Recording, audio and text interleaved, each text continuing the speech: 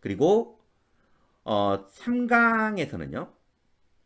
이제 본격적으로 이제 입시로 들어가서 올해 입시 2022학년도 입시의 특징에 대해서 알아보는 시간을 갖도록 하겠습니다. 그리고 4강에서는 이제 대입 수시 전략, 어, 올해 대입 수시 전략을 어떤 식으로 가져가는지 케이스를 좀 볼 거예요. 뭐 어느 대학은 뭐 몇 등급까지 합격 가능하고 막 이런 어떤 세부적인 내용을 1시간 반에 다룰 수 없습니다. 어, 하루 종일 뭐 수시 전문가 과정 얼마 전에 진행한 부분도 하루 종일 강의를 했어도 어, 겨우 끝낼 정도의 내용이거든요. 그래서 뭐 이번 오늘 교육을 통해서 이런 부분들을 뭐 1시간 교육을 통해서 뭐 다 알 수는 없겠지만 포인트를 잡아서 전략에 대해서 말씀을 드릴 거고요. 그리고 이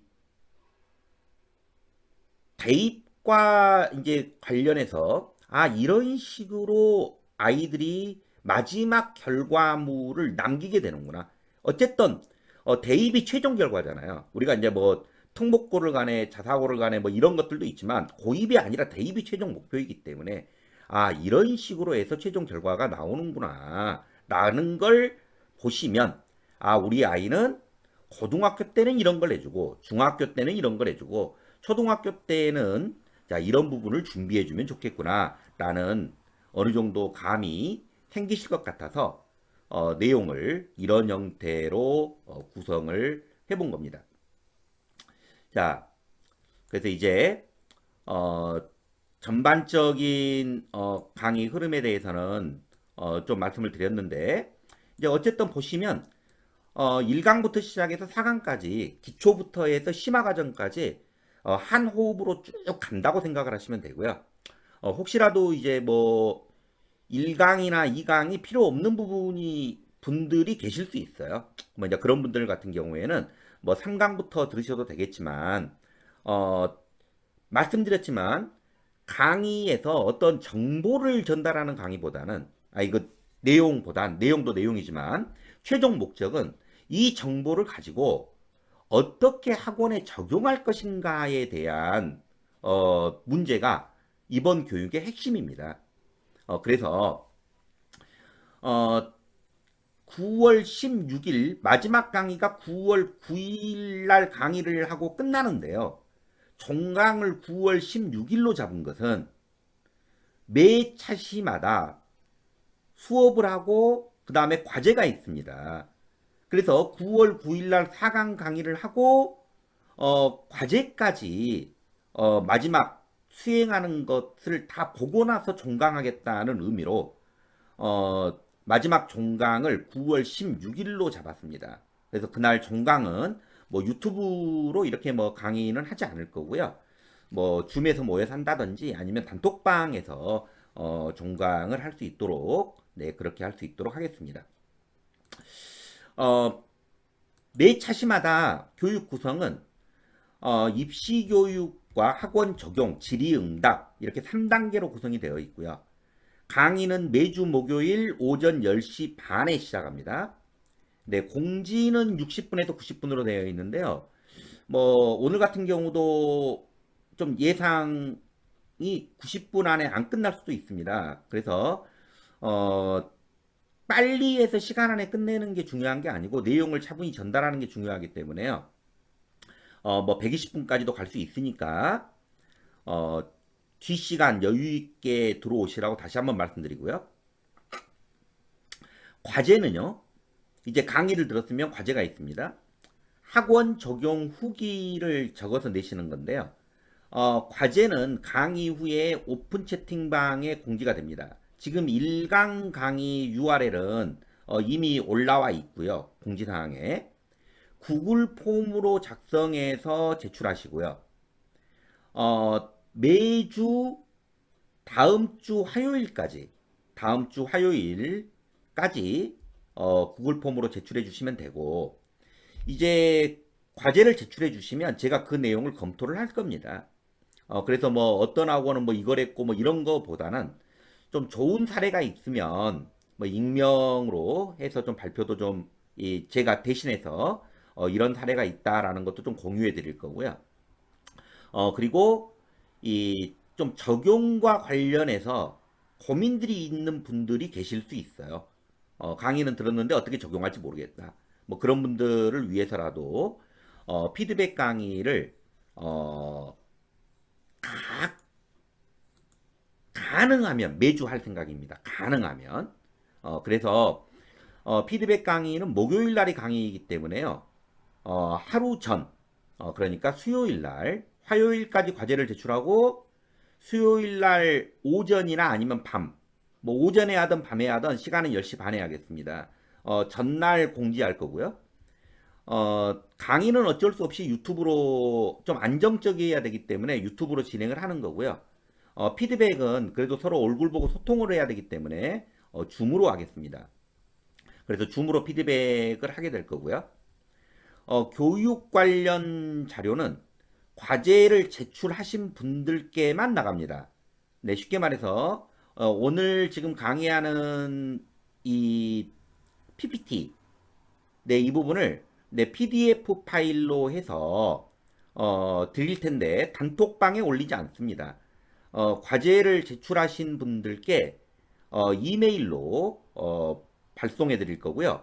화요일 밤까지 제출하신 분들을 정리해서 수요일에 과제는 이메일로 드릴 수 있도록 하겠습니다. 과제 냈는데 왜 안 줘요? 하지 마시고요. 수요일에 일괄 발송하겠습니다. 어, 뭐 강의만 듣고 과제 안 한다고 강의 자료를 안 줘? 뭐 하시는 분도 계실 수 있겠지만요. 사전에 학관도 공지사항에도 미리 올려놓은 사항이고, 다시 한번 말씀드리지만, 이번 강의의 목적은요. 자, 이런 좋은 정보가 있어. 어, 내가 박인호라는 사람인데, 나 강의 참 잘해. 이게 아닙니다. 이게 아니고, 원장님들께서, 어, 실제로, 어, 좀 학원에 좀 적용을 해보시고, 물론 프로페셔널하게 지금 잘하고 계시는 분들도 계실 거예요. 하지만, 어, 진로 진학에 대해서 뭔가 고민은 있지만, 선뜻 좀 시도하지 못하는 분들, 이런 분들을 위해서 어떻게 보면 마련한 강의이기 때문에요. 하나하나, 이렇게 단계를 밟아 나가는 것이 맞다고 생각을 해서, 약간의 강제성? 뭐 좀, 뭐, 무례한 말씀일 수도 있겠습니다만, 약간의 좀 강제성을 두기 위해서, 과제 제출을 하신 분들께 강의 자료를 드리는 걸로 했습니다.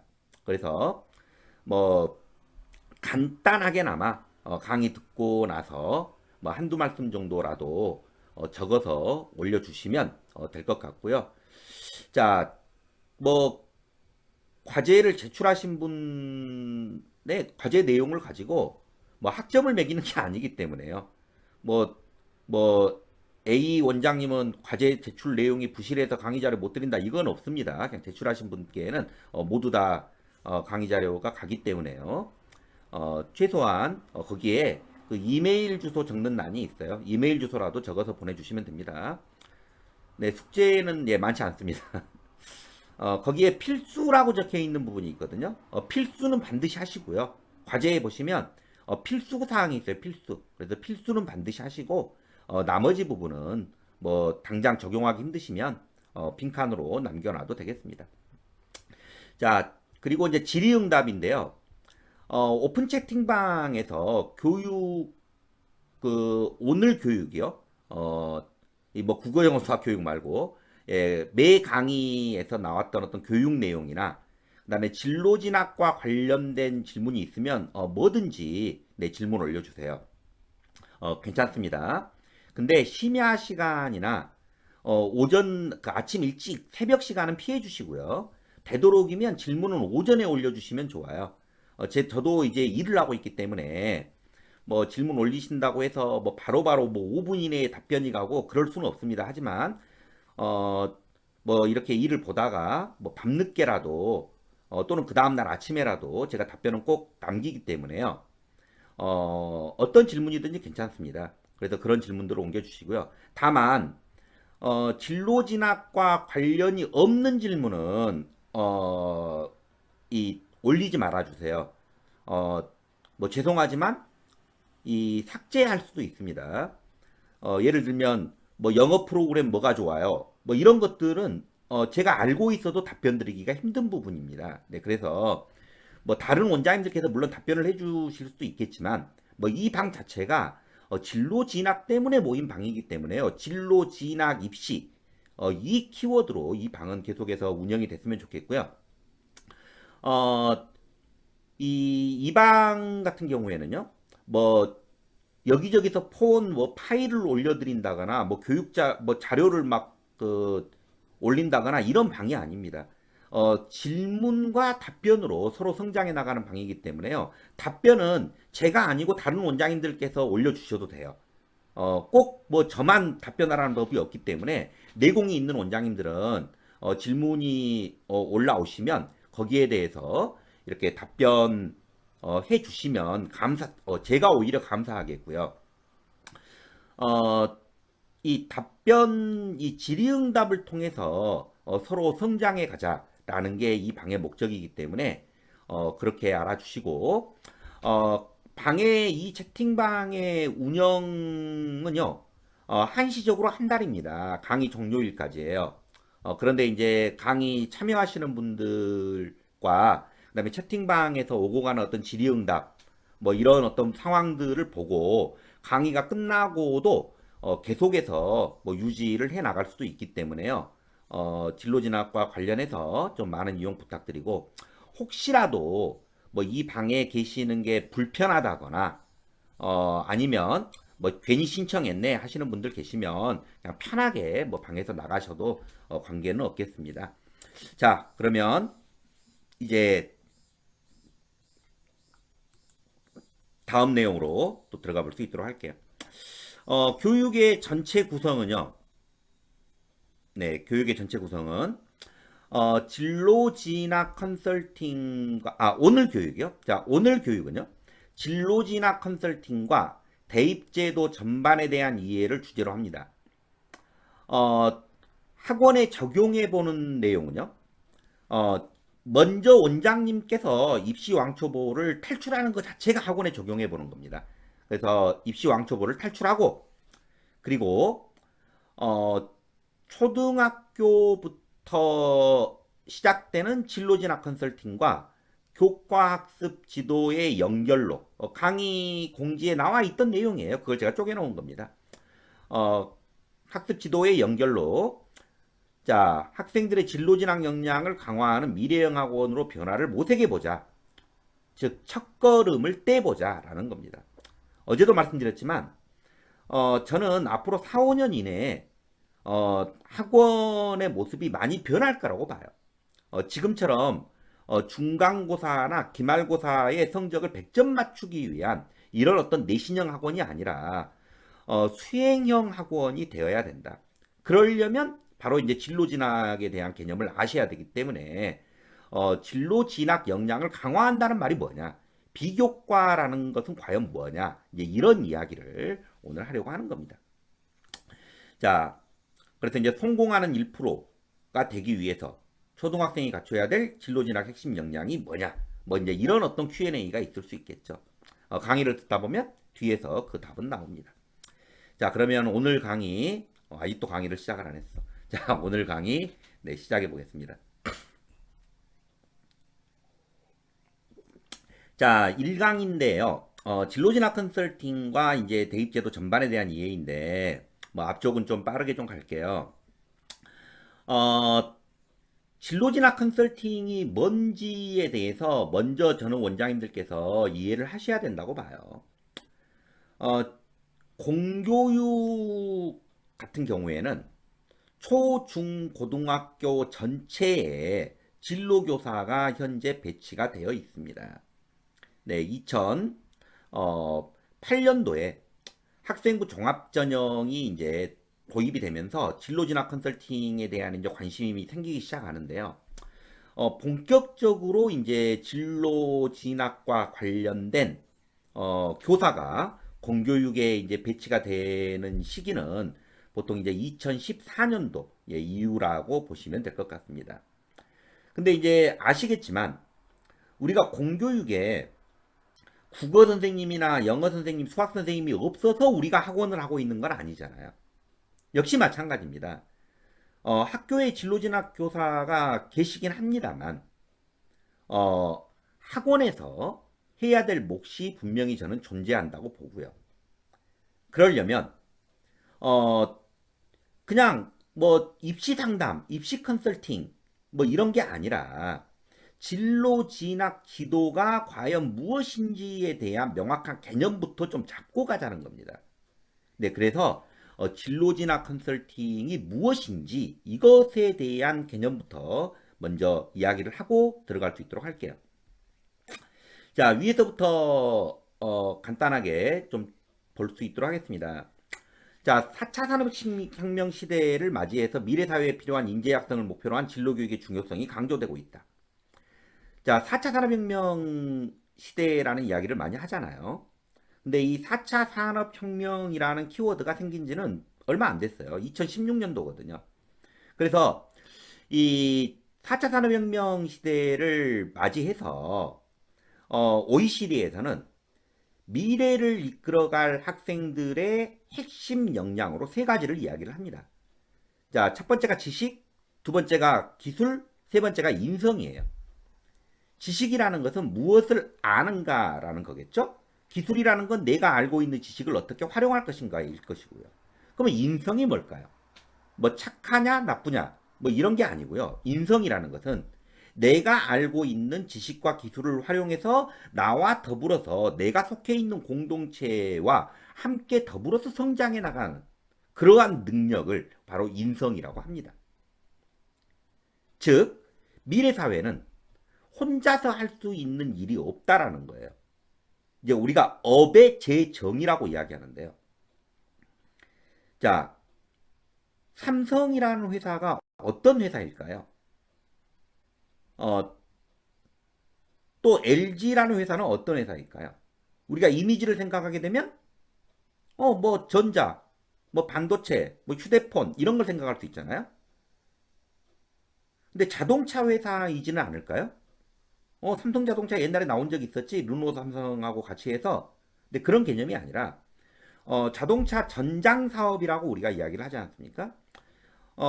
요즘에 자동차를 가지고 뭐 술이나 뭐 AS를 들어가게 되면 뭐 예전에는 뭐 제가 운전 처음 시작할 때는 그랬죠. 이렇게 가게 되면 이렇게 손목에 이렇게 기름때를 묻힌 사장님께서 이렇게 앞에 스패너 하나를 탁 들고 와서 본닛부터 딱 여시죠. 어, 근데 요즘에는 그렇게 하지 않잖아요. 이렇게 패드를 들고 와서 앞좌석을 열고 거기에다가 이렇게 뭔가를 꽂지 않습니까? 그러니까 자동차라는 것이 달리는 컴퓨터가 지금 된 거죠. 그래서 이제 뭐 나는 자동차에 대해서 관심이 있어. 기계공학과를 갈 필요가 없는 거죠. 전자공학과, 반도체공학과. 여기에서도 어떤 그러한 역할들을 할 수 있는 거고요. 그래서 4차 산업혁명 시대에서는 뭐가 가장 중요하다고 이야기를 하고 있냐면 진로 교육이 가장 중요하다고 이야기를 하고 있는 겁니다. 그래서 현재 우리나라의 교육 과정도 한마디로 정의를 해보면 진로 중심 교육 과정이다. 이렇게 정리를 해볼 수가 있습니다. 그래서 이런 진로 중심 교육 과정에 맞춰서 미래 사회에 필요한 인재를 양성해 나가는데 학교는 역할을 해야 된다. 그래서 학교 자체가 진로 교육에 모든 것들이 맞춰져 있기 때문에 학원도 단순한 내신 성적이 아니라 아이들의 학업 역량을 진로라는 부분과 어떻게 결합시킬까에 대한 고민을 해야 된다는 겁니다. 교육과정에 대한 이야기는 2강에서 좀 더 자세히 할 수 있도록 할게요. 그래서 이 자유학기제나 그 다음에 고교학점제 이러한 부분들이 다 진로와 관련된 활동이 중요한 과정으로 중고등학교의 교육과정이 재편되어 있는 거고요. 자, 여기서 잠깐 뭐 이해를 돕기 위해서 좀 더 이야기를 하고 가죠. 이야기가 나왔으니까. 그래서 우리나라의 어떤 진로 교육을 보면요. 초등학교의 진로 교육과 고등학교의 진로 교육은 좀 다릅니다. 초등학교의 진로 교육은 너의 꿈은 뭐야? 너는 뭘 하고 싶어? 이게 아니고요. 자, 이 세상에는 많은 직업이 있는데 다른 사람들은 뭘 하면서 살고 있지? 자, 나는 선생님이 되고 싶어. 근데 선생님이라는 나 말고 내가 되고 싶은 선생님 말고 의사라는 직업도 있던데 의사는 도대체 뭐 하는 사람이야? 소방관이라는 직업도 있던데 소방관은 도대체 뭘 하는 사람이야? 이렇게 타인에 대한 이해를 해나가는 게 초등학교의 진로교육의 목적이에요. 세상은 혼자 살아가는 게 아니라 더불어 살아가는 거기 때문에 나와 함께 공동체를 이루고 있는 다른 사람들이 사는 모습에 대한 이해, 이게 일단 진로교육의 목적이고요. 이제 아이가 중학교에 오게 되면 그러면 너는 뭘 해보고 싶니? 이런 질문이 이제 던져지는 거예요. 너는 뭘 해보고 싶니? 그래서 중학교 1학년 때 시험도 빼고 우리가 자유학년제라는 걸 통해서 아이들이 진로 탐색을 해보게 하고 있는 상황인데 우리 학원 하시는 원장님들 입장에서는 봤을 때는 뭐 진로 탐색은 뭔 진로 탐색 그냥 자유롭기만 하잖아요. 자유학기제 때 아무것도 하지 않고. 그래서 이 자유학기제가 사실은 굉장히 중요한 학년인데 이 부분을 제대로 못 보내고 있는 아이들이 많다는 거죠. 특목고나 자사고에 합격하는 아이들을 보면요. 학교생활기록부에 자유학년제 활동 상황이라는 항목이 따로 있습니다. 거기에 보면 주제 탐색 활동이라는 게 있거든요. 이 부분이 다른 아이들하고 달라요. 그래서 이제 생활기록부에 대한 이야기도 앞으로 천천히 해 나가겠습니다만 오늘 학원으로 돌아가셔서 아직 나는 학교생활기록부라는 것을 본 적이 없다 하시는 분은요. 혹시 자녀분이 있으면 바로 집에 가서 한번 봐보시고요. 뭐 아니라면 학원에 다니는 중학생 아이에게 야, 너 학교생활기록부 좀 한번 가져와 봐라 라고 해서 한번 봐보시면 어떤 식으로 구성되어 있고 자유학기제 활동 상황이라는 게 이런 거구나 라는 것을 이해하실 수 있을 겁니다. 그리고 이제 앞으로 초등학교 6학년부터서는 이제 고교학점제가 본격적으로 시행이 되어지죠. 자, 그것은 앞으로 고등학교에서는 수업 자체도 어떻게 하겠다? 진로에 맞춰서 아이들이 선택해서 수업할 수 있도록 하겠다라는 거죠. 그래서 이제 이러한 과정의 흐름을 알고 계신다면 이제 진로교육의 중요성에 대해서 이해를 하실 거고요. 고등학교 졸업자 중에서 우리나라의 학생들은요, 68% 이상이 대학에 진학을 합니다. 그러다 보니까, 우리나라 사회에서의 어떤 진로 교육이라는 게 진학 지도하고 필연적으로 연결될 수밖에 없거든요. 왜? 자, 너는 뭐가 되고 싶니? 내 선생님이 되고 싶어요. 선생님이 되고 싶어? 그래, 그러면 너 해. 이렇게 할 수 없잖아요. 대학이라는 상급 교육기관에서 일정한 기간과 수준의 교육을 이수하고 자격을 취득해야 선생님이 될 수 있기 때문에 진학과 진로는 서로 연결될 수밖에 없다는 거예요. 그래서 우리가 이것을 진로 진학이라고 묶어서 이야기를 하는 거예요. 특히 2008년도에 이제 학생부 종합전형이 이제 도입이 되면서 그때 당시만 하더라도 입학사정관 전형이라고 했는데요. 이제 진로 진학 컨설팅에 대한 관심이 되게 이제 높아지게 되죠. 학생부 종합전형이 이제 도입이 되면서 진로 교육은 확대가 되고요.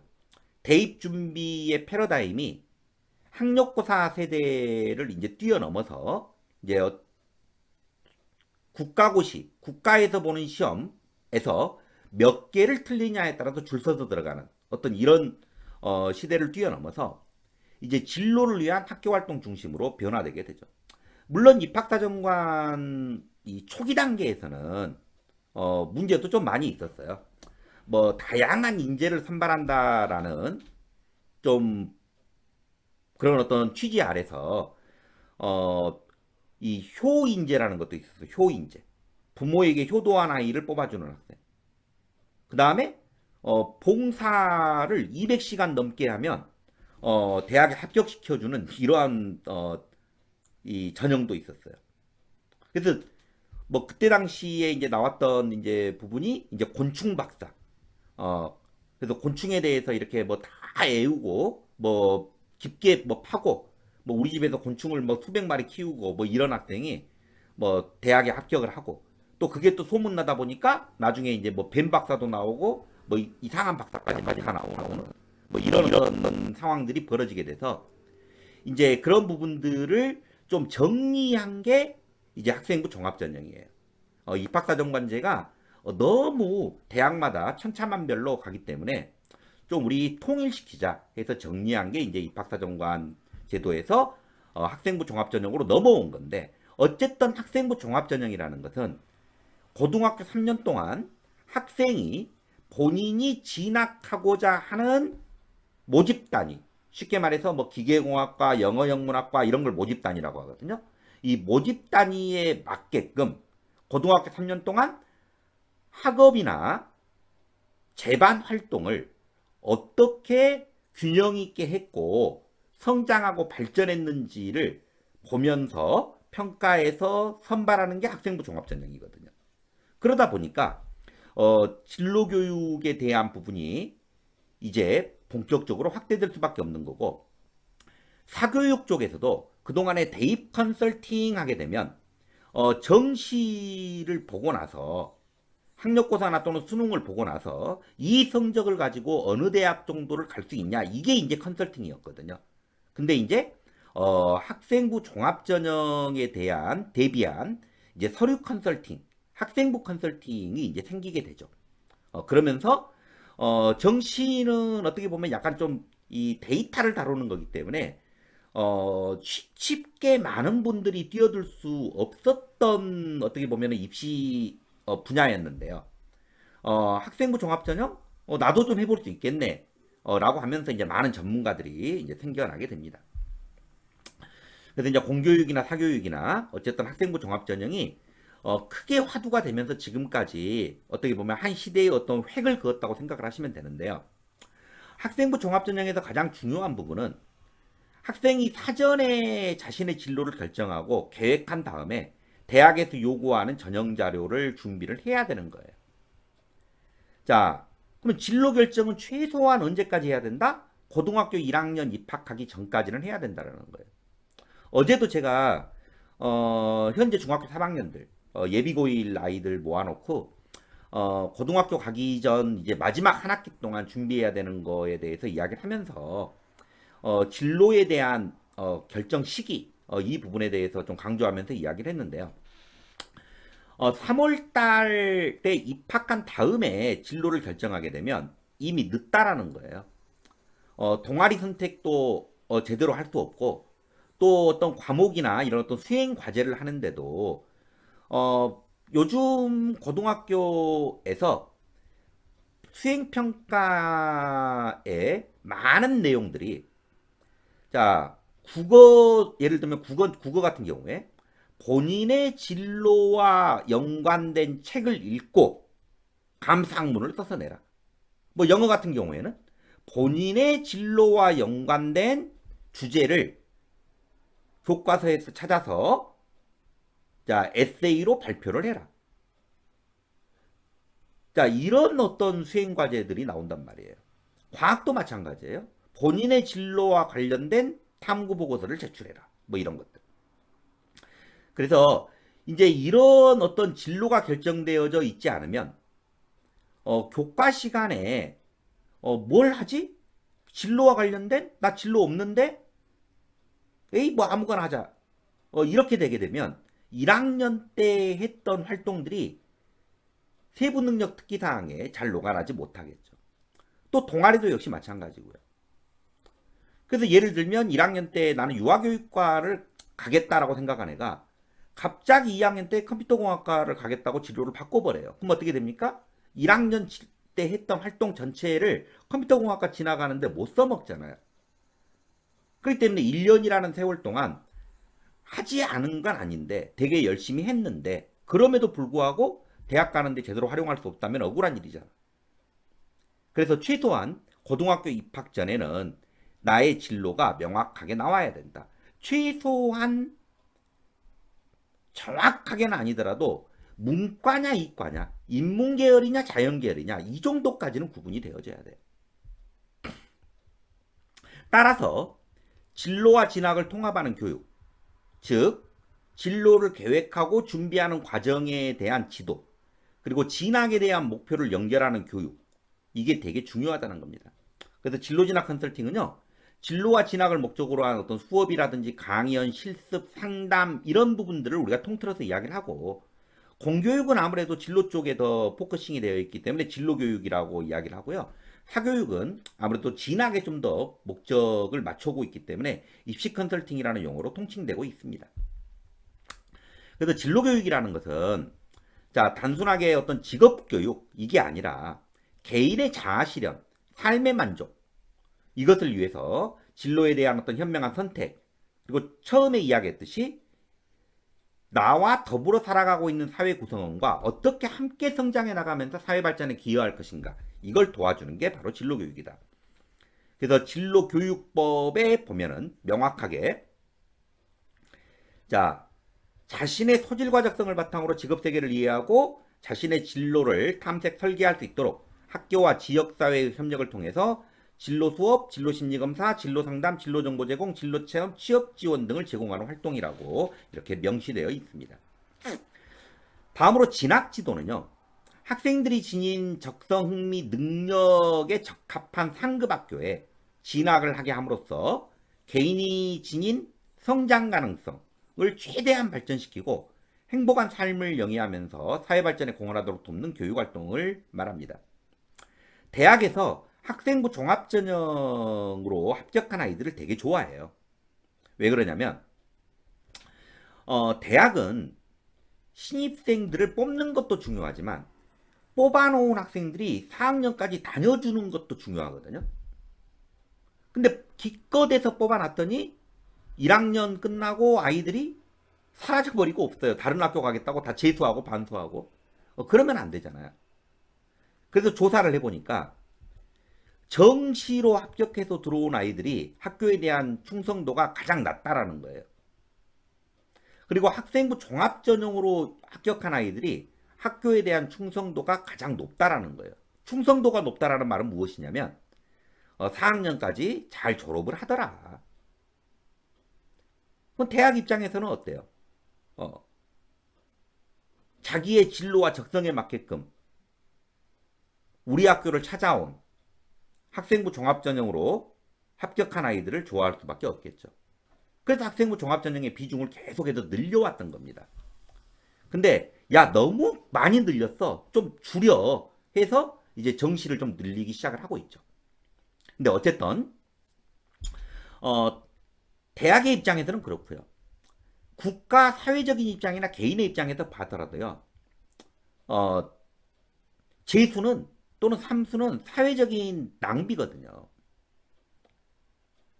요즘에는 뭐 재수는 필수, 삼수는 선택이라고 하는데 저도 뭐 상담하면서 야 재수 무서워하지 마, 뭐 이렇게 말하고 있습니다만 어쨌든 우리 젊은 학생들이 바로 대학을 가지 않고 1년이라는 세월 동안 또 공부를 한다면 어떤 청춘의 어떤 시간이 낭비가 되는 거고 또 그만큼 또 비용도 들기 때문에 사회적인 기회비용도 크겠잖아요. 그래서 최대한 우리의 목표는 우리 아이들이 3년 만에 바로 대학을 진학할 수 있게끔 도와주는 이런 선생님들이 되었으면 좋겠다는 거죠. 진학 상담은 상급 학교의 어떤 진학과 관련해서 학교 선택이나 계열 선택, 학과 선택의 어떤 정보를 제공해 주고요. 그리고 합리적인 판단을 하도록 도와주는 활동이에요. 그래서 진학 상담은 희망 대학에 대한 진학 가능성에 대한 상담하고 이를 기초로 한 학습 전략 상담이 같이 이루어져야 되는 겁니다.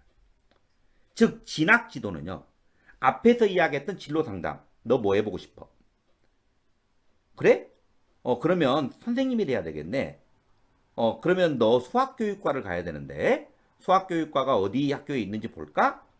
동국대학교라는 데도 있고, 고려대학교라는 데도 있고, 자, 이런 학교들이 쭉 있는데, 너가 갈 수 있는 학교는 어디인지 한번 보자. 이렇게 진학 가능성을 상담을 해주는 거죠. 그래, 현재 성적으로 너는 이 정도 학교로 갈 수 있는데, 만약에 너가 국어 성적만 조금 더 올린다면, 여기 학교까지 갈 수 있겠는데? 야, 우리 학습 전략을 그러면 한번 짜보자, 선생님하고. 이렇게 세 가지가 이루어져야 된다. 그래서 진로, 진학 가능성, 학습 전략 상담. 이 세 가지가 바로 진로 진학 컨설팅이다. 이걸 과정 컨설팅이라고도 이야기를 해요. 아이가 성장해 가는 과정에서의 컨설팅. 저는 결과를 컨설팅하는 사람입니다. 아이가 수능 성적표 받아가지고 오면 그거 가지고 너 이 대학 갈 수 있겠어. 너 이 대학에다 원서 내면 예비 한 몇 번 정도 되겠어.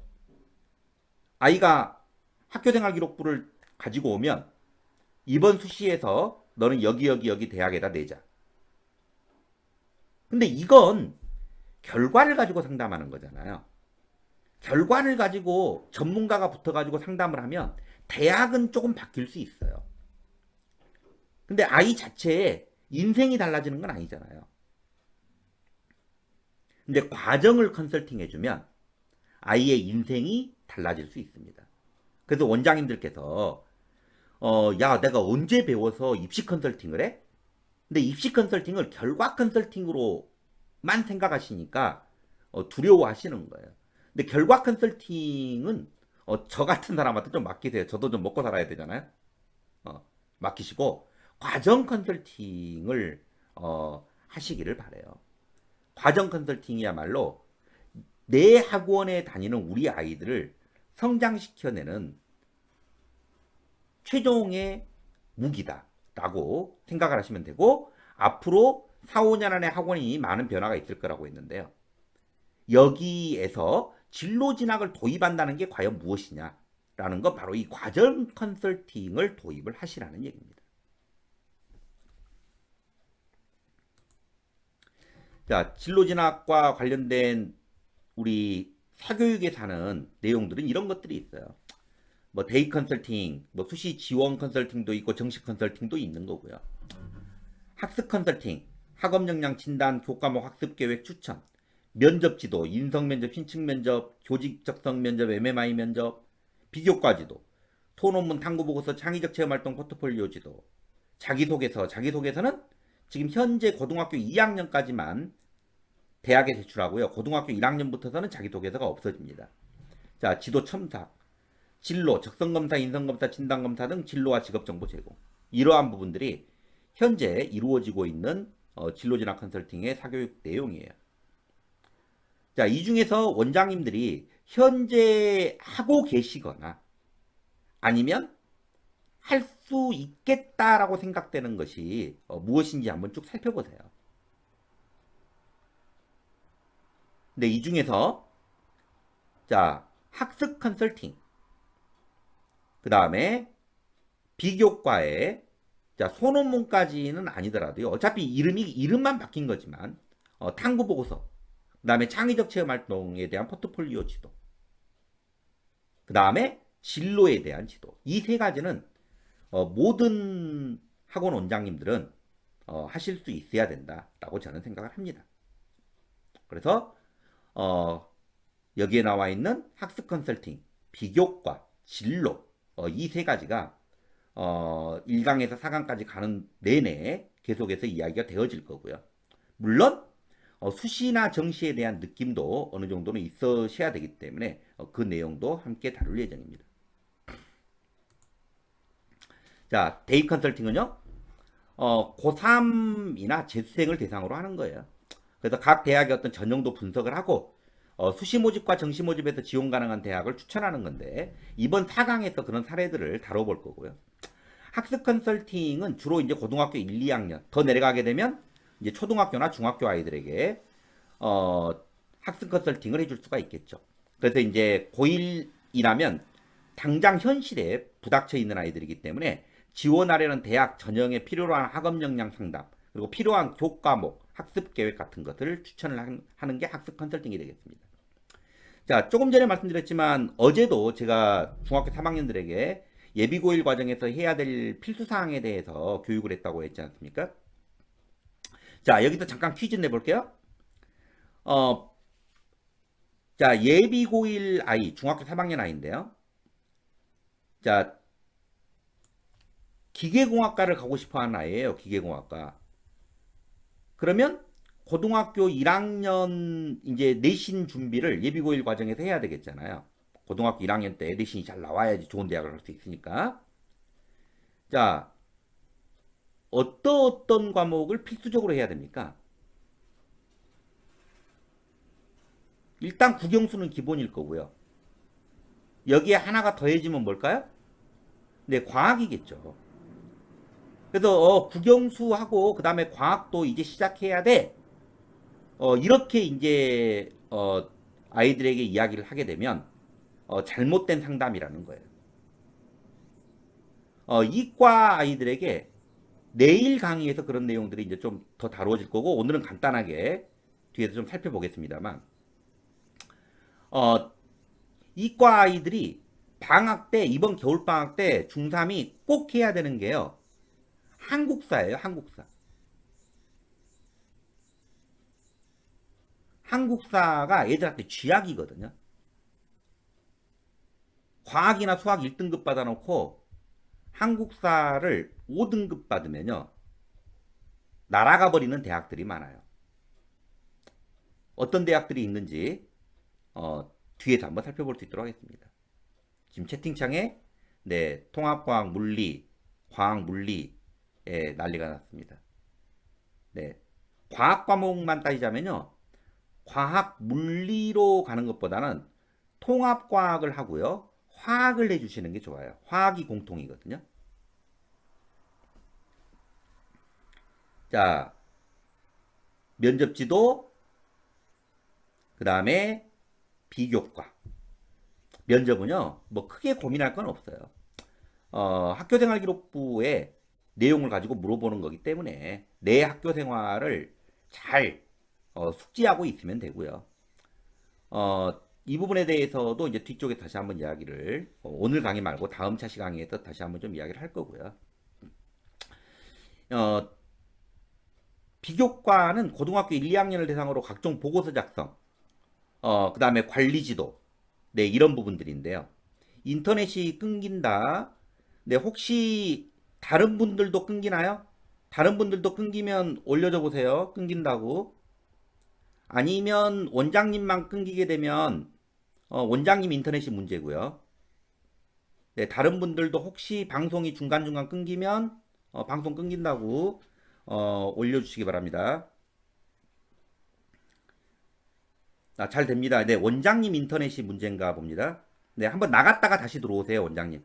한번 나갔다 들어오시면 원활하게 접속될 수 있어요. 자, 그리고 이제 자기소개서, 그 다음에 이제 진로지도, 네, 이런 부분들이 있겠는데요. 자, 오늘 진로지도를 좀 살펴보려고 해요. 자, 진로지도를 돈 주고 할 필요 없습니다. 물론 좋은 진로 교육, 진로 지도 프로그램이 많아요. 좋은 프로그램이 많습니다. 유료 프로그램들. 네. 그런 프로그램들을 이용하시면 훨씬 더 효율적일 수 있어요. 훨씬 더 효율적. 근데, 학원을 경영하는데 아무래도 좀 추가적인 비용을 들이기가 좀 힘들다. 라고 하는 경우에는요, 충분히 무료로 이용할 수 있는 부분들이 많이 있습니다. 그래서, 어, 워크넷하고 커리어넷 이 두 개는 기본이에요. 기본. 워크넷, 커리어넷. 이 두 가지는 기본이고요. 그 다음에 각종 검사로 디스크 검사, 홀랜드 검사, MBTI 검사, 애니어그램 검사 등이 있을 수 있습니다. 여기서 애니어그램은 약간 좀 해석하기가 좀 난해한 부분들이 있기 때문에 좀 공부를 좀 하셔야 되고요. 뭐 디스크나 MBTI 같은 경우에는 돌아다니는 해석 자료들이 많아요. 인터넷에 검색만 해보셔도 구글링 하시면. 그래서 원장님들이 좀 쉽게 아이들하고 좀 다가갈 수 있는 어떤 부분들이 있고요. 아이들의 학습 습관이나 전략과 관련해서 좀 직관적으로 볼 수 있는 건 이 네 가지 중에서 디스크 검사예요. 그래서 디스크 검사를 아이들 학습 상담하실 때 같이 좀 매칭해서 활용을 하시면 유용하게 사용하실 수 있습니다. 제가 굳이 자료 드리지 않아도요. 구글에다가 디스크 검사지라고 이 간단하게 검색 한 번만 하셔도 바로 나옵니다. 그래서 그런 걸 출력하셔가지고 사용하셔도 돼요. 그리고 한 가지 이제 추천해 드리는 게 이제 중앙대학교 디지털 입학처예요. 그래서 중앙대학교 디지털 입학처를 네이버나 아니면 다음에다가 포털 사이트에다가 검색을 하시면 요즘에 이 수시여서 그러는지 바로 연결이 안 돼요. 다른 화면이 뜨거든요. 그래서 아래쪽에 제가 URL 걸어놨습니다. 이거 URL 적어놨으니까 여기를 그대로 치고 들어가시면 돼요. 이 사이트를 치고 들어가시면 되는 거고요. 자, 커리어넷하고 워크넷은 이렇게 생겼어요. 국가에서 하는 거기 때문에 무료입니다. 그래서 뭐 진로 검사, 뭐 이런 직업학과 검사 다 나오죠. 그래서 실제로 검사를 해보면 뭐 진로 심리 검사에서 중고등학교용, 초등학생용 다 나와 있고요. 자, 검사를 하게 되면 결과가 이런 식으로 다 출력까지 되어져요. 근데 이제 보통 보면 이제 이런 식으로 육각형 모델이 많이 제시되는데 이게 홀랜드 검사거든요. 직업적성 검사. 그래서 우리가 앞 글자를 따가지고 리아색 검사라고도 이야기를 합니다. 이거에 대해서 이제 해석할 수 있는 자료도요. 홀랜드 검사 해석 자료 구글에 검색하세요. 바로 나옵니다. 아니면 여기에 그냥 해석 내용이 같이 나와요. 뭘 아이가 해보면 좋을지. 그래서 이 아이는 현실형인데 자 이런 거야라고 나옵니다. 현실형. 뭔가 좀 이렇게 실제적인 거, 손으로 만지고 이해를 해야 되는 아이들. 그래서 추천하는 직업들은 이런 거다. 직업을 추천하면 누르면 또 넘어가게 되어 있고요. 그래서 이것만 보고 읽어주셔도 돼요. 그리고 여기에서 자, 너가 관심 있는 직업을 3개 정도 한번 동그라미를 쳐봐. 그럼 우리가 이거에 대해서 한번 알아볼까? 다 알아보기는 좀 힘드니까. 이렇게 할 수도 있는 거고요. 워크넷입니다. 워크넷이나 커리어넷이나 동일하게 홀랜드 기반으로 검사는 이루어지고 있고요. 자, 직업 정보 검색도 할 수 있고 학과 정보도 검색해 볼 수가 있어요. 조금 전에 말했지만 진로와 진학은 연결되는 거라고 했죠. 그래서 의사가 되고 싶은데 의사의 정보는 뭐야? 쭉 알아볼 수 있고요. 자, 의사가 되고 싶으면 관련된 학과는 이런 데를 가야 돼. 자, 대학은 이런 데가 있어. 이런 식으로 워크넷에서 워크넷과 커리어넷 두 가지를 활용하게 되면 충분하게 기본적인 내용들을 아이들에게 상담할 수 있는 자료를 제공해 줄 수 있고요. 아이들의 꿈은 자주 바뀌기 때문에요. 6개월에 한 번 정도 정기적으로 검사를 해보시면 좋을 것 같습니다. 그래서 이런 어떤 자료를 가지고 아이를 상담하는 것하고요. 그냥 막 상담하는 것하고는 약간 다를 수 있겠죠. 그냥 막 상담하게 되면 이제 궁예가 되는 거죠. 얼굴 딱 보면서 야 원장님이 관심법으로 보니까 너는 앞으로 뭐가 될 것 같아. 어, 그래서 이제 좀 뭔가 좀 데이터를 가지고 좀 상담을 하면 좋겠다. 라는 말씀입니다. 지금 보시는 화면이 디지털 입학처인데요. 중앙대학교 디지털 입학처를 검색을 하시면 이 화면이 안 나와요.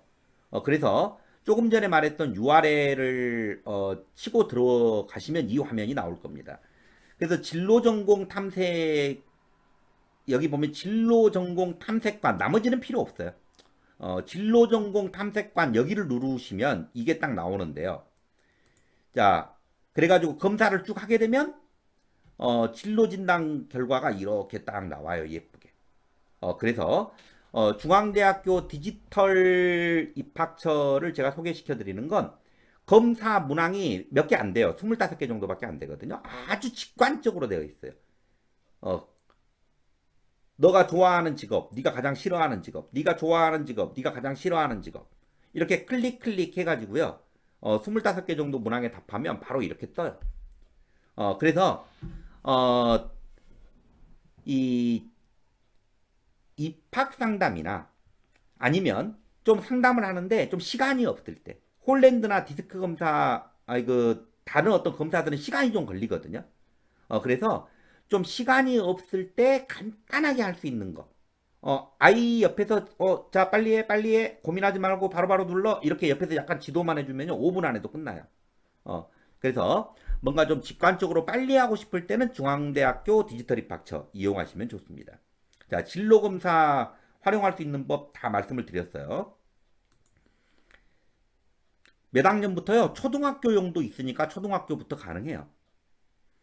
자, 초등학교 그래도 한 4학년 정도부터가 좋을 것 같습니다.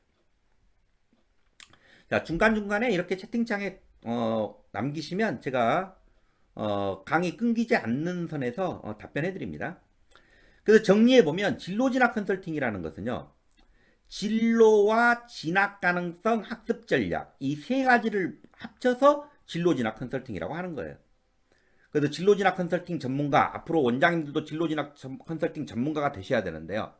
전문가는 학생들의 진로 탐색에 도움을 주는 사람이에요. 하실 수 있잖아요. 진로 진학 컨설팅 전문가는 학생들의 소질과 역량에 맞는 고등학교와 대학의 계열 학과 전형을 소개하고 진학 가능성을 높이는 데 도움을 줄 수 있는 사람이에요. 진로 진학 컨설팅 전문가는 학생들의 희망 진로와 진학 목표에 따라서 필요한 학업 역량을 이루는 데 도움을 주는 사람이에요. 이것도 하실 수 있잖아요.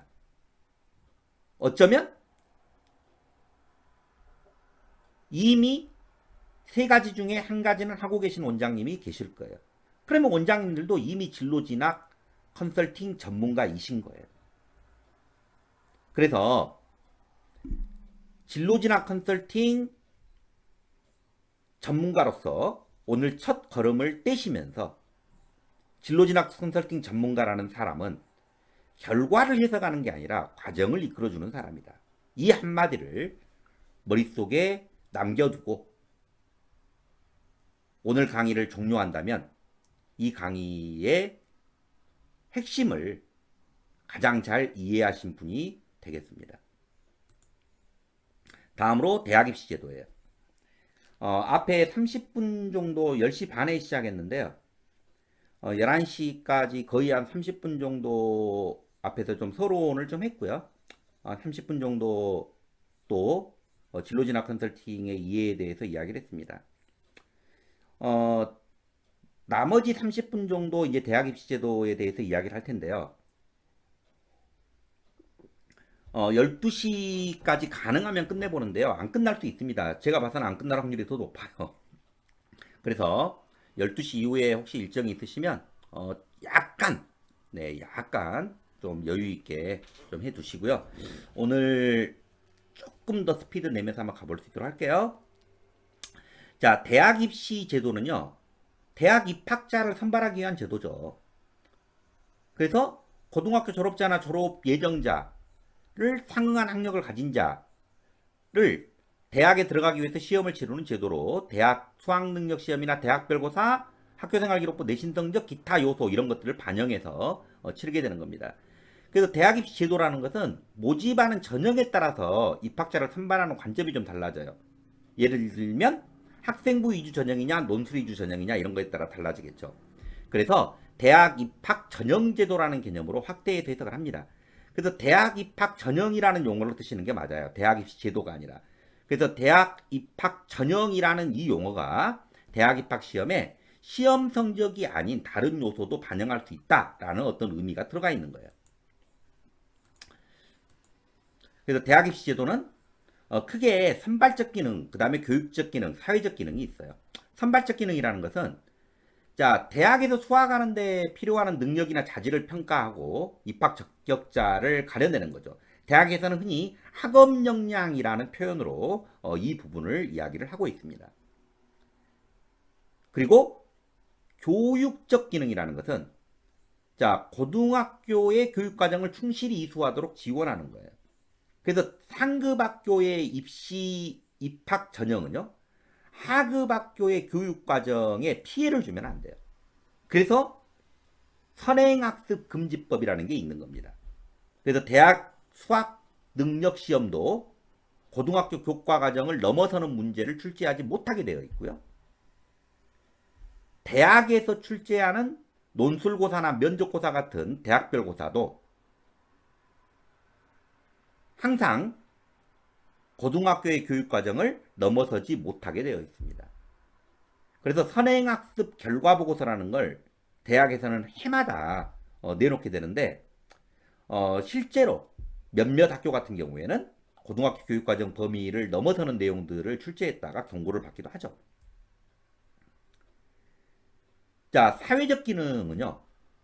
고등학교의 어떤 교육 방향의 설정이 또는 사회적 계층 이동의 통로와 같은 어떤 영향을 하는 거예요. 그래서 이제 우리가 계층 이동의 사다리를 걷어찼다. 뭐가? 학종이. 아니야, 정시가. 이제 이런 이야기를 많이 하잖아요. 그래서 이제 대입의 공정성이라는 키워드가 여기서 나오는 거고요. 그래서 지난번 조국 사태 때문에 이제 이 부분이 더 화두가 되었던 거고, 공정이라는 부분이. 그래서 깔끔하게, 야, 학생부 종합전형 이거 다 때려치고 깔끔하게 수능 봐서 정시 한 번으로 대학 가자. 정시 늘려. 지금 이렇게 한 건데요. 실제로 많은 연구자들의 연구 보고서를 보게 되면 대입 전형 중에 부모의 소득 수준과 가장 밀접한 관계가 있는 전형이 아이러니하게도 수능이에요. 수능. 그 다음이 논술. 바뀌었네요. 논술이 가장 높고요. 그 다음이 수능. 그리고 학종은 어떤 연구 결과 보고서에서도 부모의 소득 수준과 직접적인 연관은 없다고 해요. 아이러니하죠. 근데 학종이 입시에 어떤 죄인 취급받는 건 어떤 특정 사례들이 자꾸 보도되다 보니까, 그리고 그 사례가 일반인이 상상하기에는 좀 이해가 안 되니까. 근데 지금 많이 투명화 되어져 있어요. 많이, 아주 많이. 그래서 그리고 현재 교육과정 자체가 진로 중심 교육과정이라고 했기 때문에 진로를 중심으로 교육을 했는지를 평가를 해야죠. 교육 과정이 그렇게 되어 있으면 평가도 그렇게 돼야 될 거 아닙니까? 그러면 진로를 중심으로 아이가 얼마나 활동했는가를 시험 한 번으로 평가할 수는 없잖아요. 그래서 어떻게 보면 학생부 종합전형이 현재의 교육과정에 가장 맞는 평가 방식이거든요. 그래서 교육을 역행한다. 교육 방향 설정이라고 이제 말씀을 드렸는데, 교육을 역행한다라는 어떤 전문가들의 의견이 자꾸 나왔던, 지난번에 정시 늘리자고 했을 때 자꾸 나왔던 것도 바로 이런 부분 때문에 그래요. 그래서 대학 입시의 어떤 변경, 입시 제도가 어떤 바뀌어지고 이런 것들은 기본적으로 이 틀 안에서 바뀌어지게 되어 있어요. 이 틀을 벗어나지는 못합니다. 그래서 대학 입학 전형의 어떤 세 가지 원칙은 학교 교육 정상화, 그 다음에 사교육비 절감, 대학 입학 전형의 간소화, 그 다음에 입학 전형의 공정성 확보, 이런 게 있어요. 여기에 따라서 세 가지 절대 안 되는 산불 정책이 본고사 부활 불가, 고교 등급제 불가, 개의 입학제 금지가 있습니다. 대입 전형 간소화 조치로 수시는 현재 4개, 정시는 2개 이내에서 전형 방법이 적용되고 있고요. 수시에서는 수능 최저학력 기준의 완화를 권장하고 있습니다. 대입 전형 3년 예고제가 실시되고 있고요. 선행학습 영향평가 결과 보고서가 매년 제출되고 있습니다. 그래서 대입 전형 3년 예고제를 보게 되면 현재 중학교 3학년들이 치르게 되는 대학 입시의 전반적인 개요는 교육부에서 발표가 되고요. 매년 11월 말까지 발표가 됩니다. 이게 현재 중학교 3학년들이 어떤 입시를 치룰지는 올해 11월 말까지 발표가 된다는 거죠. 자, 그리고 고1은 8월까지. 자, 고2가 되게 되면 대입 전형에 이제 세부 계획이 나오는 거고요. 대교협에서 고등학교 1학년, 아이가 고등학교 1학년 오게 되면 대교협에서, 대학교육협의회에서, 자, 현재 고등학교 1학년들이 고3이 되게 되면 이렇게 대학을 가게 돼 라는 전반적인 계획을 발표를 합니다. 그러면 큰 틀에서 이제 그걸 받아서 대학들이 1년 뒤에 이제 발표하는 거예요. 우리 대학은 이렇게 할래.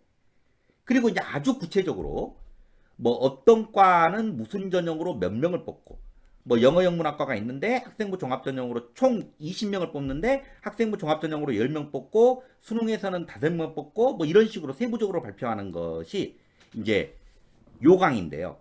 수시 요강은 1학기 4월에 정시 요강은 2학기 8월 말에 발표되게 됩니다. 그래서 아직은 올해 입시를 치르는 2022학년도 입시를 치르게 되는 고3들이 어떻게 정시를 치르는지 이거에 대한 요강은 아직 안 나와 있는 거죠. 수시 요강이 지금 나와 있는 거고요. 대학 입학 전형은 일반 전형이 있고 특별 전형이 있어요. 그 다음에 모집 시기에 따라서 수시하고 정시로 나눠지게 됩니다. 일반 전형은 수시 4개, 정시 2개로 나눠지고요. 특별 전형의 핵심은 고른기회 전형이에요. 전체 정원의 약 15%를 선발하고 있습니다. 뭐 저소득, 그 다음 농어촌, 뭐 한부모, 국가유공자 이런 전형들을 다 우리가 고른기회 전형이라고 이야기를 해요. 15%면 굉장히 큰 비중이죠. 수시 모집은 학생부 교과, 종합, 논술, 실기 이렇게 4개로 나눠지고요. 정시는 수능과 실기로 나눠집니다. 그래서 구분해 보면 수시 모집은 학생부 위주 전형이 있어요. 교과와 종합. 이 두 가지가 가장 중요합니다. 교과는 말 그대로 내신 성적, 교과 중심으로 해서 아이를 선발하는 거고요. 종합은 교과도 보겠지만 비교과까지 같이 보는 거죠. 그래서 뭐 자기소개서라든지 이런 서류도 활용하는 거고요. 추천서는 올해부터 폐지됐습니다. 자기소개서는 내년부터 폐지고요. 내후년부터. 그리고 논술, 말 그대로 대학에서 출제하는 논술 문제 풀고 들어가는 거고, 실기고사, 예체능 아이들이겠죠. 정시, 수능 보고 줄 서서 들어가는 것. 그 다음에 실기, 정시 기간 동안에 예체능 아이들이 실기 보고 대학 가는 것. 이렇게 구분되어집니다. 특별전형은 이런 부분들이 있어요. 그래서 뭐 국가보훈자, 지역인재, 특성화고 졸업자, 다문화, 만학도, 농어촌 뭐 이런 아이들이 쭉 있죠. 어제 밤에 이제 어떤 원장님께서 농어촌 전형 물어보셨었는데요. 농어촌 전형 같은 경우에 정원 내로 들어갈 수도 있고요. 그 다음에 정원 외 모집에서도 선발할 수가 있거든요. 그래서 이런 부분들을 확인하시고 수시에서는 한 등급 정도 올라가는 한 레벨 대학이 하나 정도 좋아지는 그런 어떤 효과가 있고요. 정시에서는 좀 대박나는 경우가 많이 있습니다. 그래서 그동안 어떤 수시나 정시의 비율을 보게 되면 자 수시와 정시가 그동안에 이렇게 되어 왔어요. 화면이 밑에가 약간 잘리나요? 네, 됐죠? 네. 2002년도부터 2007년도까지는 정시가 많았어요, 정시가. 근데 2007년도를 변곡점으로 해서 자, 정시가 점점 줄어들고 종합이 점점 많아지게 됩니다. 수시가 점점 많아지게 됩니다. 자, 2008년도 이때 그다음에 16년도 이때를 기점으로 해서 어떤 일이 있었죠? 입학사정관제가 도입이 됐었죠. 그러면서 점점 대학은 수시를 늘리죠. 근데 이 간격이 벌어져도 이제 너무 많이 벌어졌다는 거죠. 그래서 야, 이 간격이 너무 많이 벌어졌으니까 좀 좁혀. 정시가 공정하다 이게 아니라 너 많아도 너무 많아졌어. 좀 좁혀. 이렇게 된 겁니다. 그래서 정시를 조금 더 늘리는 게 올해 대학 입시의 포인트고요. 전형별로 좀 보면 올해 2022학년도에 자, 수시, 종합, 논술 이 비율을 좀 보시면 돼요. 비율을. 그래서 교과가 42%, 종합이 22%, 논술이 3%, 실기 기타가 있습니다. 그래서 수시가 약 75%, 그다음에 정시가 약 24%. 자, 수능 위주가 21%, 실기가 2%. 자, 전체를 100으로 봤을 때. 자, 가장 많이 뽑는 게 뭡니까? 교과와 종합이죠. 자, 여기에서 보시고 있는 데이터는 전국 기준입니다. 서울 기준이 아닙니다. 서울 기준으로 하게 되면 또 달라져요. 그래서 전국 기준으로 봤을 때 교과, 종합 이 부분으로 거의 한 65%, 60 이상의 아이들을 뽑고 있기 때문에 이 부분을 우리가 소홀히 할 수 없다는 거죠. 근데 이제 15개 대학으로 넘어와 보게 되면 상황은 좀 달라집니다. 자, 종합이 가장 많고요. 그리고 교과예요. 그 다음에 논술, 실기, 정시가 거의 40%. 자, 수시에서는 가장 많은 비중이 뭡니까? 종합이죠. 그 다음에 아까 전국적으로 봤을 때 가장 많은 건 뭐였죠? 교과였죠. 그럼 전국의 교과와 수도권의 교과는 다르다는 거예요. 전국의 교과는 40% 이상의 학생을 교과로 뽑기 때문에 40%면 상식적으로 생각해봐도 반에서 중간 안 되는 아이들도 교과로 뽑는다는 얘기잖아요. 우리가 흔히 학생부 교과하게 되면 용어에서 주는 어떤 이미지 때문에 성적이 좋아야지 교과로 간다라고 생각하는데요. 그렇지 않고요. 4등급 아이들, 5등급 아이들이 갈 수 있는 교과 전형도 많이 있다라는 것. 전국적으로 봤을 때는. 근데 수도권의 경우에는 12%밖에 안 되잖아요. 이건 무슨 의미일까요? 학교의 대표 선수를 뽑는다는 것. 그래서 수도권과 지역의 교과 방식은 다르답니다. 자, 그리고 종합. 여전히 교과와 종합을 하게 되면 거의 50%에 육박하기 때문에 우리는 교과와 종합을 소홀히 할 수가 없겠죠. 자, 수시에서 합격하는 걸 목표로 하되, 자, 수시에서 합격을 못했다 하게 되면 우리에게는 또 뭐가 남아있죠? 정시가 남아있죠. 자, 아무래도 서울에 있는 아이들 같은 경우에는 정시가 늘어나는 게 좀 긍정적인 효과도 좀 볼 수가 있어요.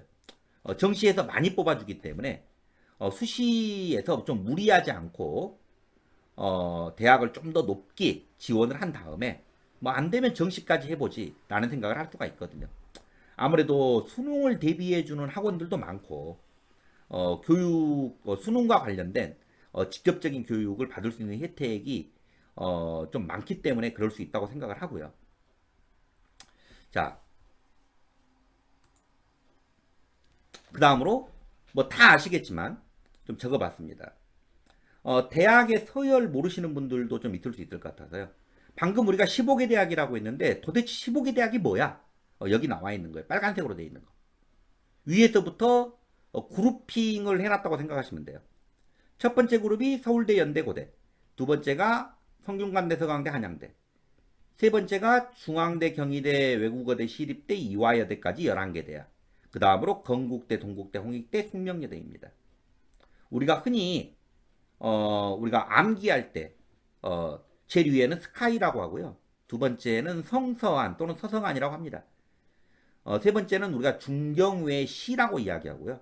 그 다음에는 건동홍이라고 이야기를 해요.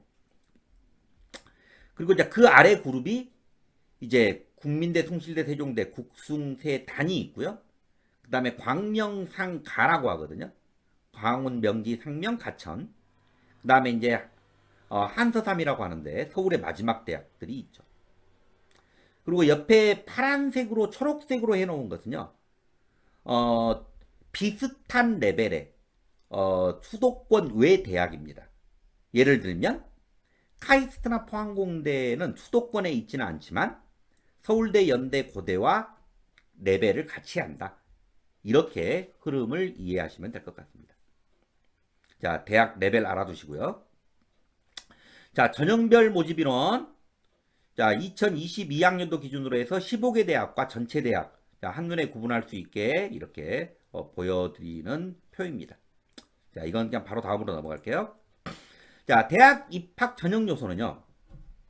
대학 수학능력 시험이 있고 대학별 고사가 있고 학교생활 기록부가 있습니다. 그리고 대학 수학능력 시험은 매년 11월 둘째 주에 시행되고 있죠. 작년에 코로나 때문에 좀 늦춰졌고요. 자, 재작년이었죠. 지진 때문에 한번 늦춰진 것도 있었죠. 자, 대학별 고사는 논술, 면접, 실기고사 이렇게 대학에서 직접 실시하는 시험으로 국가에서 주관하는 시험의 변별력을 보완하고 모집 단위의 특성을 반영하려고 내는 그런 고사입니다. 학교생활 기록부는 교과와 비교과로 나눠지게 되는데요. 비교과라는 개념을 과거에는 뭐 보고서 쓰기, 동아리 활동에서 뭔가 하는 거, 뭐 이런 것들을 우리가 다 비교과라는 개념으로 좀 정리를 했었는데 이걸 교과라는 개념으로 이제는 가져가셔야 돼요. 그리고 그냥 비교과는 출결봉사, 요 정도 개념만 생각을 하시는 게 맞을 것 같아요. 출결, 봉사, 임원활동 막 이런 것들을 비교과라고 생각하시면 될 것 같아요. 뭐 독서라든지 이런 것들은 다 교과 영역으로 지금은 보는 게 맞습니다. 대학 수학능력 시험은요. 국어, 수학, 영어, 탐구, 한국사, 제2외국어 및 한문이에요. 여기서 한국사는 필수로 보는 거고요. 탐구는 사회탐구와 과학탐구로 구분할 수 있습니다. 제2외국어 한문은 과거에는 작년까지만 해도 상당히 좀 유용한 부분이 있었는데 올해 절대평가로 바뀌면서 응시율도 떨어지고요. 그 다음에 활용도도 떨어집니다. 그래서 제2외국어 한문은 신경을 안 드셔도 돼요. 국어, 수학, 여기서 영어, 한국사, 제2외국어 한문은 절대평가입니다. 등급만 나와요. 국어, 수학, 탐구는 상대평가예요. 표준점수 100분이 등급이 나오고요. 등급은 수시 모집에서 수능 최저 학력 기준을 적용하는 전형에 사용되고 표준점수 100분위는 주로 정시 모집에서 사용되어집니다. 그래서 과목별 반영 비율, 가산점, 탐구 과목의 변환 점수와 이런 것들 계산 과정을 거쳐서 대학별 점수로 다시 바꿔요. 약간 어려운 과정을 좀 거치는데요. 수능 성적표는 이렇게 나옵니다. 그래서 보면 여기에 한국사, 영어, 제2외국어 한문은 여기에 슬러시가 이렇게 되어 있죠. 등급만 이렇게 제공이 되고 있습니다. 자, 나머지 과목은 표준점수와 백분위가 이렇게 제공되고 있죠. 여기서 등급 개념 모르시는 분들은요, 알아두셔야 됩니다. 자, 무조건 퍼센트로 끊어요. 4%, 7%, 12%, 17%, 20% 거기서부터 역순이에요. 그래서 누적 백분위로 41, 23만 외워두시면 돼요. 41, 23. 4%까지가 1등급, 11%까지 2등급, 23%까지 3등급. 그 다음부터는 역순이다. 자, 이렇게 알아두시면 됩니다. 9등급으로 나눠지고요. 내신도 마찬가지고 수능도 마찬가지고 9등급으로 구분되어집니다. 그러면 중학교 때까지는 우리가 A, B, C 절대평가잖아요. 고등학교를 가게 되면 바로 상대평가로 바뀌는 거예요. 9등급제로. 100점을 맞아도 1등급이 안 나올 수 있어요. 왜? 4%까지만 주니까. 우리 학교 학생이 100명이다. 자, 4명, 6명이 100점을 맞았다. 그러면 이미 4%가 넘어가잖아요. 그러니까 99점 맞은 아이도 어떻다? 2등급이 나올 수 있다는 얘기예요. 그러면 중학교 때 내신 A9은 고등학교 내신에서 어떻게 나오느냐? 자, 4%, 7%, 12%. 자, 이렇게 끊어지는 거고요. 41, 23. 100명을 기준으로 놓고 보면 4명, 11명, 12명이에요. 자, 중학교 때 영어나 수학 같은 단일 과목에 A를 받은 아이가 몇 프로 정도 됩니까? 30%, 40%, 많으면 50%를 육박해요. 보통 40% 내외일 겁니다. A 비중이 20%면요. 시험이 되게 어렵게 나온 거예요. 그래서 보통 우리 지역 중학교 아이들의 A 비중을 살펴보면 40%가 넘어가거든요. 30% 내외. 그럼 보세요.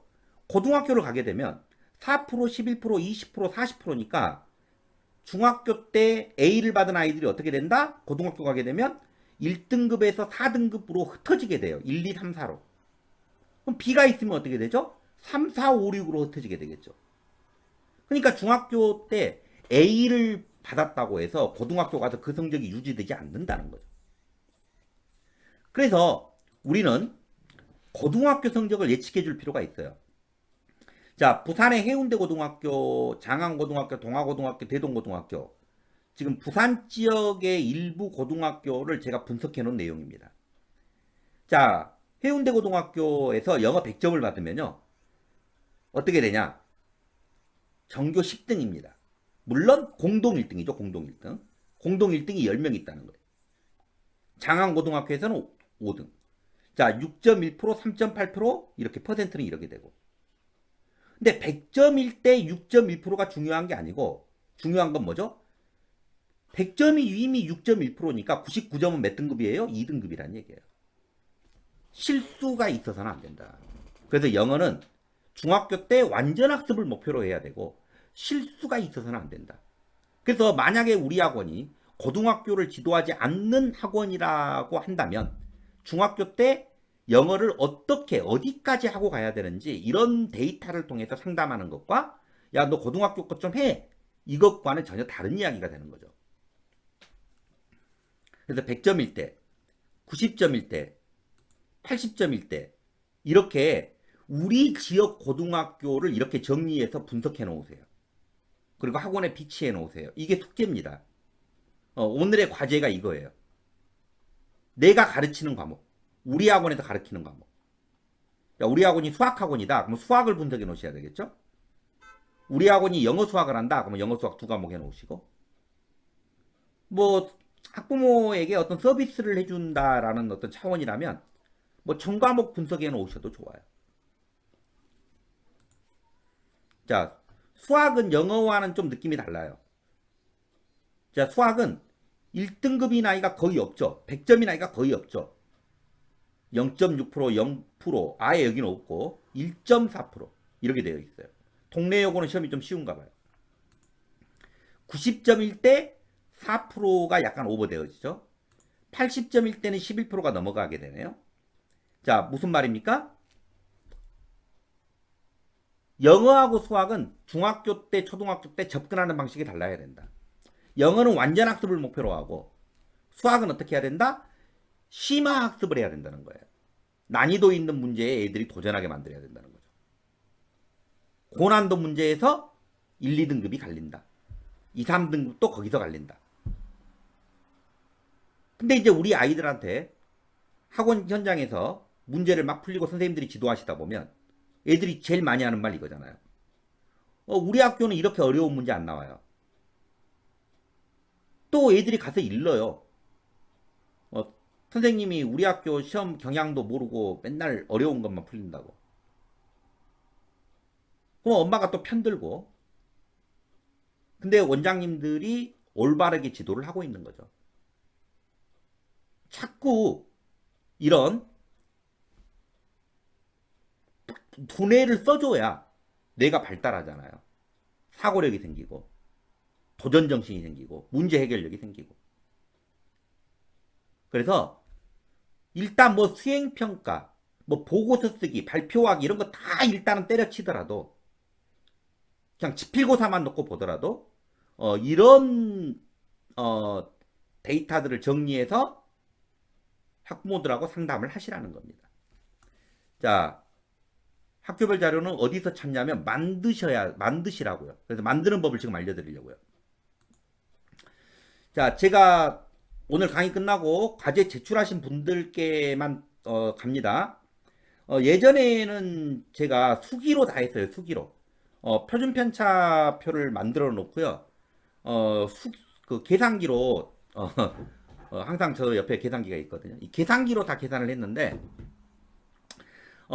UA에서 아주 편리한 걸 만들어 놓으셨어요. 엑셀인데요. 이 표준편차 계산기 같이 보내드립니다. 여기에다가 원점수, 과목평균, 표준편차, 학생수 이렇게 넣으시면 돼요. 그러면 오른쪽 이게 자동으로 계산돼서 나옵니다. 이런 식으로. 그러면 아까 저 같은 표를 만들 수 있는 거예요. 자, 원점수, 이 학생의 점수를 알고 싶다. 이 학생의 점수를 알고 싶다 하게 되면 자, 89 이런 식으로. 근데 이제 100점, 90점, 80점 이런 식으로 정리를 해 두시면 좋아요. 자, 잠깐 앞으로 앞 화면으로 다시 가보면 이제 수학 100점 네.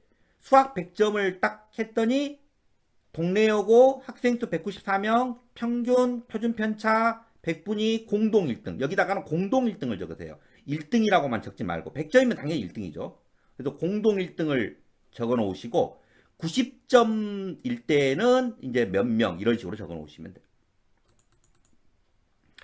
그래서 어디 가서 개인 성적 성적표 모델 당연히 이야기 드리죠. 자, 학교 알림이를 들어가세요. 인터넷에 학교 알림이라고 검색하시면 됩니다. 학교 알림이. 그리고 여기 중간에 보이는 여기에다가 검색창에다가 우리 지역 고등학교를 치시면 돼요.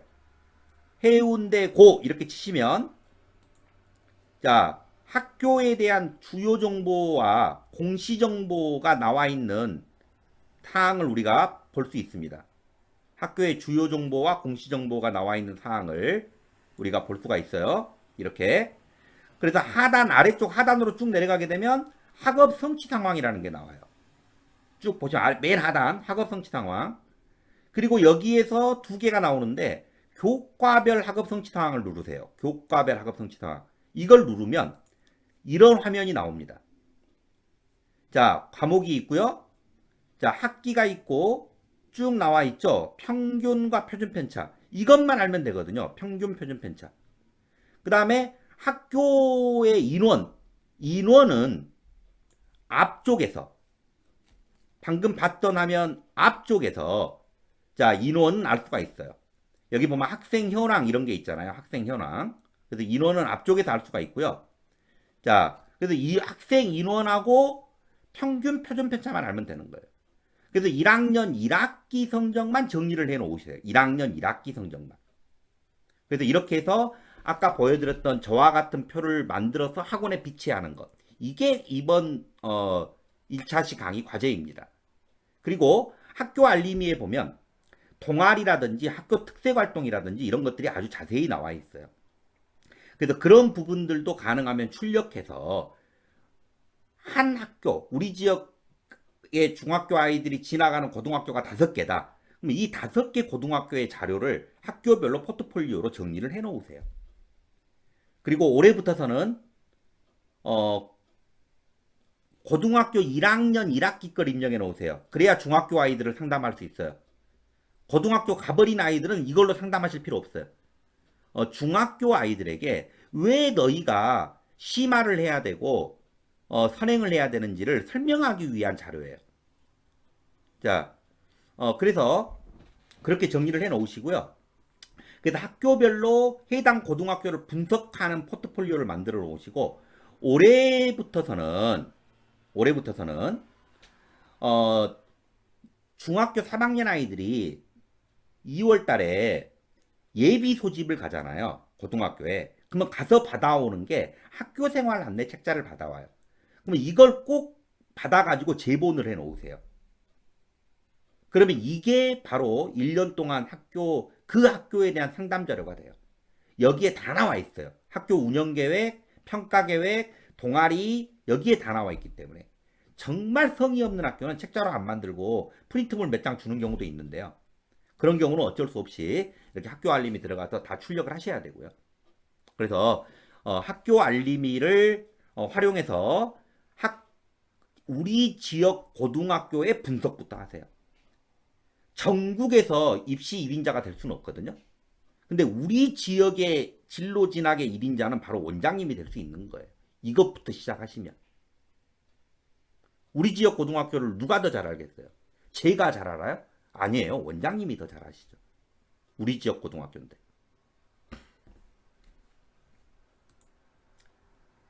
자, 수능은요.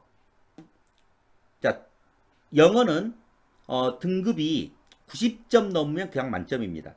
그래서 90점 넘으면 이렇게 되는데 21년도에는 좀 코로나 때문에 쉽게 냈어요. 그래서 비율이 12.6%까지 1등급 받은 아이들이 있었고요. 2등급 비율은 이 정도가 됩니다. 한국사는 40점이 넘으면 1등급이에요. 50점 만점입니다.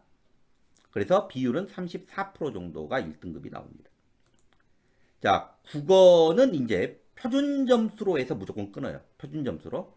그래서 보시면 41이니까 4%까지가 이제 1등급이죠. 4%가 좀 넘어가죠. 왜 그러냐면 국가에서 보는 시험은 불이익이 있으면 안 되기 때문에 동점자는 전부 다 위의 등급으로 올려줘요. 학교에서 보는 시험은 학교에서 시험을 너무 쉽게 내가지고 1등급이 많아지면 안 되죠. 예를 들면 100명인데 시험 쉽게 내가지고 50명이 100점이야. 그러면 이 50명이 다 1등급이야. 이럴 수는 없기 때문에 동점자 처리 규정이라는 걸 둬가지고요. 낮춥니다. 아래 등급으로. 그래서 이제 내신과 수능에서 적절하게 등급을 계산하는 방법이 약간 다르고요. 표준 점수에 대해서 이제 수학 선생님들은 아실 텐데요. 간단하게 설명드릴게요. 평균값입니다. 평균값이 표준 점수로 중앙값이에요. 평균값이 중앙값이에요.